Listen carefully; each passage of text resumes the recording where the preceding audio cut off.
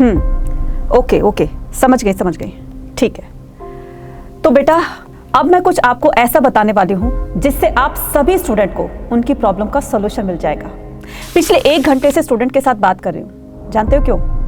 इस टाइम सभी टीचर्स, सभी पेरेंट्स सिर्फ एक ही बात बोल रहे हैं कि बेटा पढ़ ले, लेकिन स्टूडेंट की असली प्रॉब्लम क्या है? वो चीख कर क्या कह रहा है? अपनी प्रॉब्लम को बता रहा है, उस पर कोई ध्यान नहीं दे रहा है। स्टूडेंट बोल रहा है कि मैम सिलेबस पूरा हो गया, बस थोड़ा सा बाकी है। आंसर लिखते टाइम ऐसा लगता है कि सब कुछ भूल गया हूं। सैंपल पेपर लगाने बैठता हूं, पीवाईक्यू लगाने बैठता हूं, कुछ नहीं लगता। पूरे सैंपल पेपर में से कोई ना कोई क्वेश्चन ऐसा होता है जिस पर हम अटक जाते हैं। और इसके वीक चैप्टर्स की बात करें, ये भी वीक है, वो भी वीक है, कुछ एक चैप्टर को छोड़ करके। अब ऐसे में हम क्या करें? वीक चैप्टर्स को पढ़ें या फिर पूरा सिलेबस रिवाइज करें? आप ही बताओ। अगर आप मुझ पर भरोसा करते हो तो बस आपको इस वीडियो को लास्ट तक देखना है, जिसमें आप जैसे हजारों स्टूडेंट की प्रॉब्लम का सॉल्यूशन मिलने वाला है। और दिल से बोल रही हूं बेटा, इस वीडियो को आखिर तक जरूर देखिएगा। हर बच्चे का प्रॉब्लम जो है उसका सॉल्यूशन मिलने वाला है। इसके लिए चैनल को पहले तो सब्सक्राइब कर लो, क्योंकि हम आपके साथ हैं भी और 12th के बाद भी रहेंगे।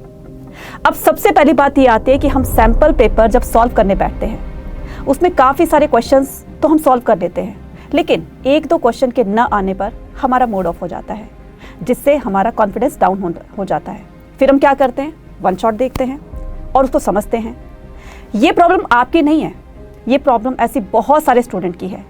फिर मैंने पूछा कि बेटा ऐसा क्यों होता है, तो पता चला कि अलग अलग स्टूडेंट्स के अलग अलग वीक चैप्टर्स होते हैं।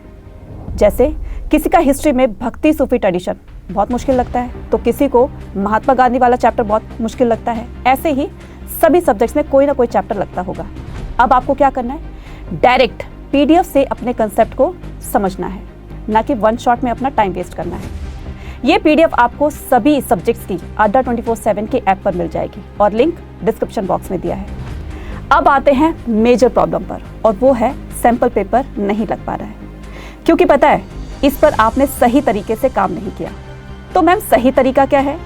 इसके 3 स्टेप है। पहला, रैपिड रिवीजन। पूरे सिलेबस को, जिसमें आपको 1 गो यानी कि एक ही रिवीजन के अंदर अपने सभी सब्जेक्ट को रिवाइज करना है। अब दूसरा स्टेप आता है आंसर राइटिंग का। तो इस पर मैंने एक वीडियो ऑलरेडी बना दी है, इसी चैनल पर मिल जाएगी, आपको जाकर जरूर देखना। इसमें आंसर लिखने का पूरा मेथड बता दिया है। अब थर्ड स्टेप आता है आंसर प्रेजेंटेशन का। वो तो आप कर ही लोगे, लेकिन इससे भी एक बहुत ज़रूरी चीज़ है अपने आप को एनालिसिस करना।